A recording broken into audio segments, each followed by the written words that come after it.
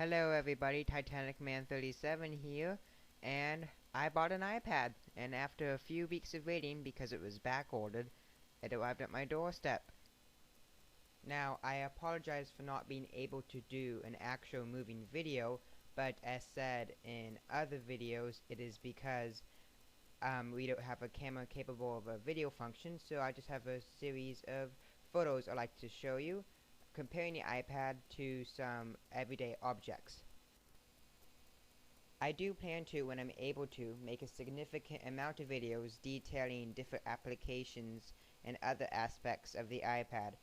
This video basically serves, as said before, a comparison of the iPad to everyday objects and a physical overview of the iPad.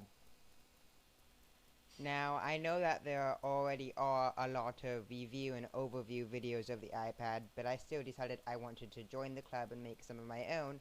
Plus, I'm going to try to make mine unique. More detail and other things. There's not really a lot of comparison videos out there, so this is already unique already. I bought the 16GB version of the iPad for $500 after saving up and also birthday money. And well, let's get started.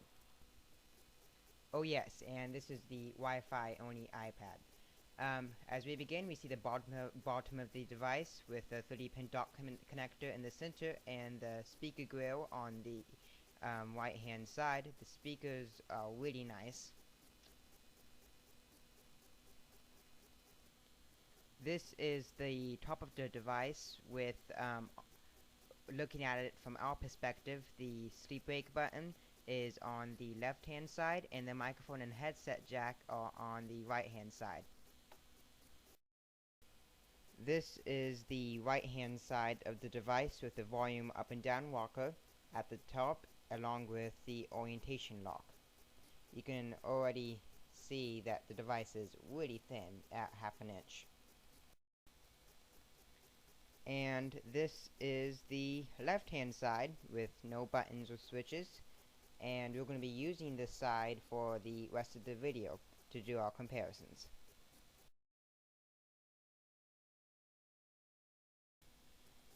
This is a newly sharpened number 2 pencil sitting on top of the iPad, and as you can see, the iPad's only about twice as thick as the number 2 pencil, which is pretty awesome actually. This is in order: a quarter, a nickel, a dime, and a penny on top of the device, and the iPad again is very thin by comparison.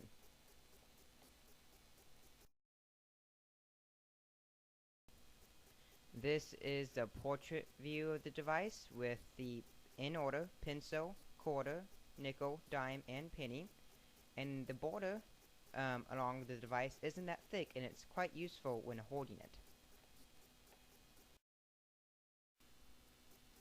This is my mother's iPod Touch 2nd generation, which is equivalent to the 3rd generation in dimensions, and the iPad is just slightly thicker than it. This is the iPod Touch lined up with the edges of the iPad. You can see the invisible shield on the iPod Touch starting to peel off with some paint on it. It needs to be replaced.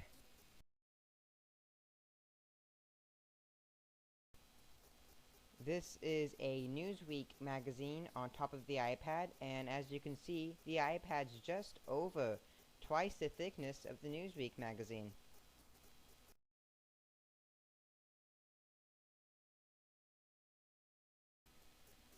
This is the iPad lined up with the edges of the Newsweek magazine with only about an inch sticking out from on top of it and about a centimeter sticking out from the side of it.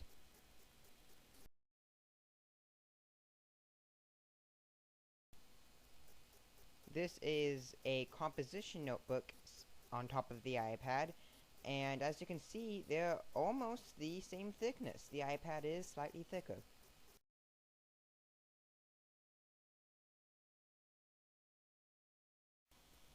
No, this is not the iPad by itself, but it is on top of the composition notebook all lined up.